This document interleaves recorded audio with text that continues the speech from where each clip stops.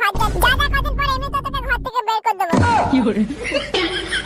যাই হোক কোনো রকমে আব্বাকে হালকা করে বুঝিয়ে বাজিয়ে ঘরে চলে এলাম। আর কি নাইটে চড়িদার বুট স্যুট হালকা করে লাগিয়ে রেডি হয়ে গেলাম। এখন আমি আমার 3 কোটি টাকার এটিএম টাকা নিয়ে যাবো ব্যাংকে। আর বেশি দেরি না করে দোকান থেকে